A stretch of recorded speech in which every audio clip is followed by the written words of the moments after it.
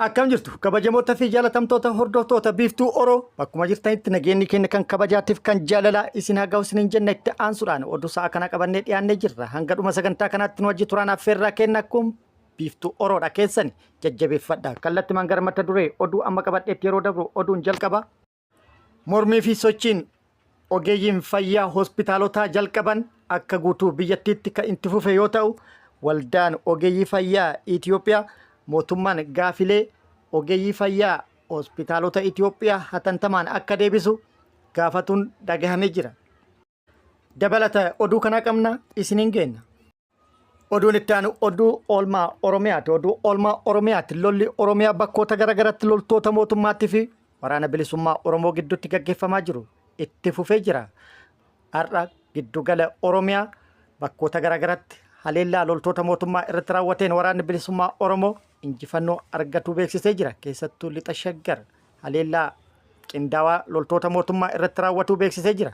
Guutuu odeeffannoo kana isiniin geenna.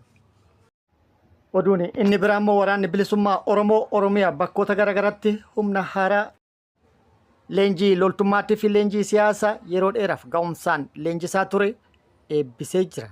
Dabalata oduu kanallee qabna isiniin geenna.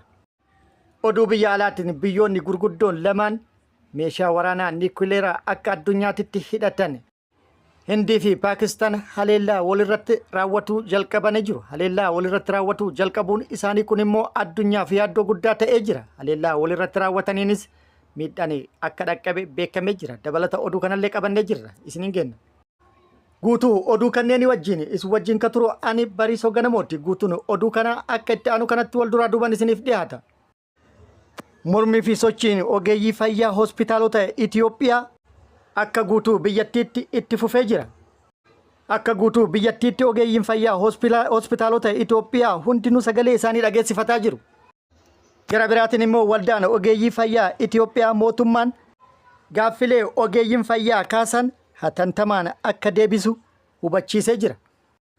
Waldaayichi akka jedhetti ogeeyyiin fayyaa guutuu Itoophiyaa keessatti argaman dabalii mindaa fi faayidaa fooyya'aa akka hojiirra ooluuf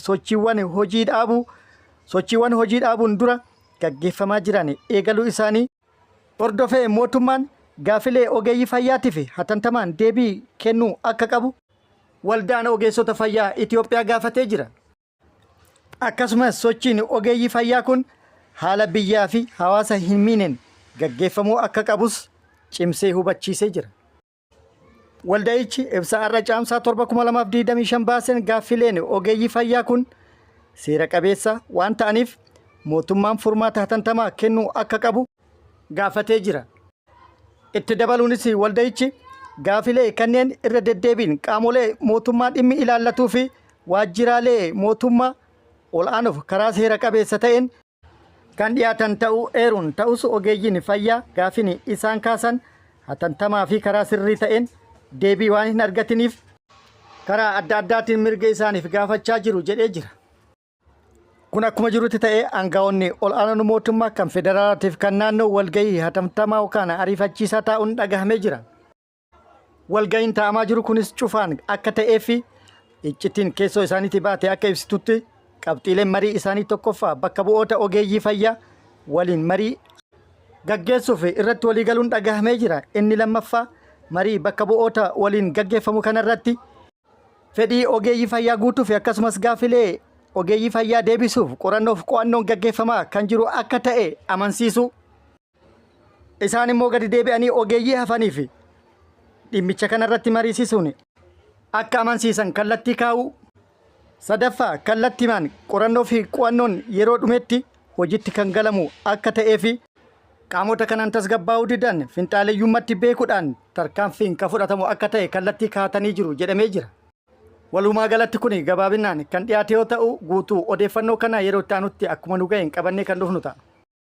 Oduu oolmaa Oromiyaatiin Oromiyaa bakkoota garagaraatti guyyaa har'aa lolli loltoota mootummaatii fi waraana bilisummaa Oromoo gidduutti gaggeeffamaa oolee jira. Waraanni bilisummaa Oromoo giddugala Oromiyaa bakkoota garagaraatti opereeshinii bal'aa gaggeessuun loltoota mootummaa irratti haleellaa raawwateen miidhaa guddaa loltoota mootummaa irratti dhaqqabsiisuun kasaaraa guddaa mootummaa akka mudachiises odeeffannoon nu ga'ee jira.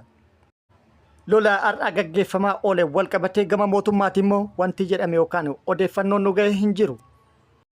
Walumaa galatti oolmaa har'aatti waraanni bilisummaa Oromoo zoonii giddugala Oromiyaa bakkoota garagaraatti opereeshinii bal'aa gaggeessee kan oole yoo ta'u injifannoo gurguddaas akka argate beeksisee jira. Lixa Shaggar iddoo addaa Nyamar jedhamutti naannoo 3 olitti haleellaa walfakkaataa yeroo walfakkaataatti raawwateen miidhaa guddaa loltoota mootummaa irratti akka dhaqqabsiise odeeffannoon nu gahee jira. Haleellaa bakkoota garagaraatti raawwate kanaan loltoota mootummaa hedduu kan madeessee fi hedduu addunyaa kanarraa kan godaansise yoo ta'u hedduus akka harkaan qabe odeeffannoon nu gahee jira. Meeshaalee waraanaa hedduus hiikkatu beekamee jira. Walumaa galatti Lixa Shaggar naannawa Mogorii fi Mogoritti haleellaa qindoominaan loltoota mootummaa irratti barraaqan jalqabeen loltoota mootummaa hedduu hojiin ala akka taasise odeeffannoon nu gahee jira. Haleellaa bakkoota garagaraatti raawwate kanaan loltoonni mootummaa hedduun hojiin ala akka ta'an yoo ta'u hedduu isaanii harkaan qabuudhaan kan kanarraa hafan hedduu isaanii naanna'icharraa kan baqachiise akka ta'es waraanni bilisummaa Oromoo ibsee jira. Yeroo haleellaan raawwatametti loltoonni mootummaa of duuballee osoo hin laalin akka farda sangaatti gulufuudhaan baqatanii kan yaa'an akka ta'es odeeffannoon nu gahee jira. Walumaa galatti Lixa Shaggar bakkoota garagaraatti opereeshinii gaggeeffame loltoonni mootummaa hedduun kan madaa'anii fi hedduun hojiin ala kan ta'an yoo ta'u kan madaa'an hedduun gara hospitaala hoolotaatti guuraman jechuudhaan odeeffannoon nu gahee jira. Guutuu oduu kana akkuma nu gahee qabannee dhufna. Waraanni bilisummaa Oromoo humna haaraa eebbisee jira. Humna haaraa yeroo dheeraaf leenjii siyaasaatii fi leenjii loltummaa ga'umsaan leenjisaa ture xumursiisuun guyyaa kaleessa eebbisee jira.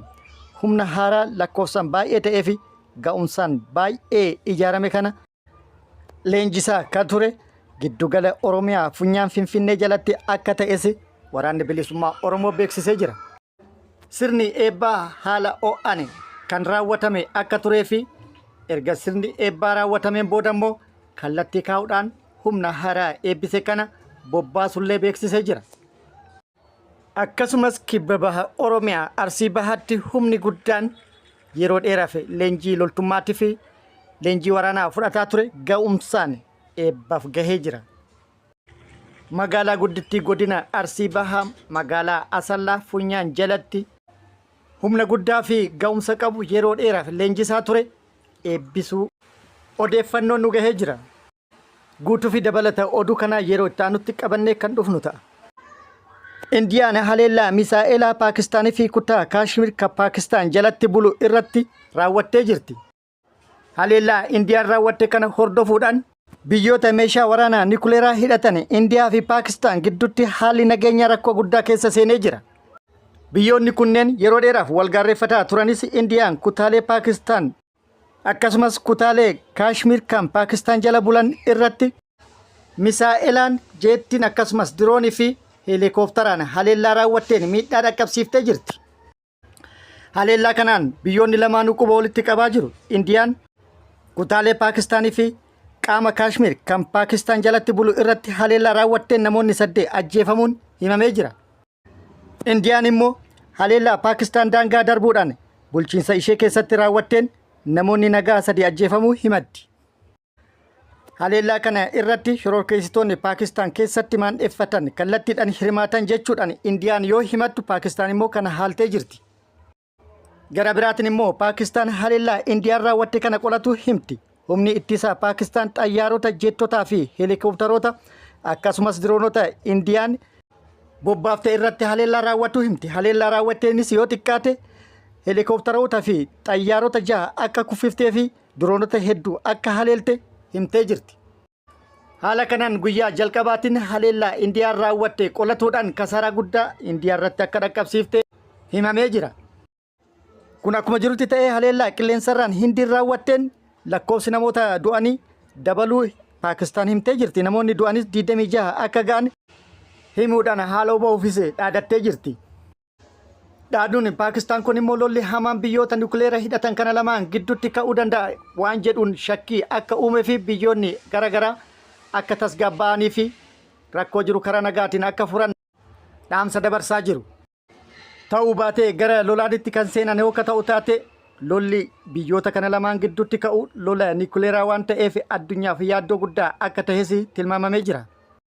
Kabajamoota fi jaalatamtoota hordoftoota biiftuu Oroo oduu namaaf qabanne kan hanga ammaa kana guutuu oduu wajjinis wajji ka ture ani Bariisoo Ganamooti. Hanga yeroo itti aanutti deebinee wal agarrutti nageenyi rabbii isiniif haa baay'atu. Nagatti nu turaan hawwii kennaa nagatti nu tura.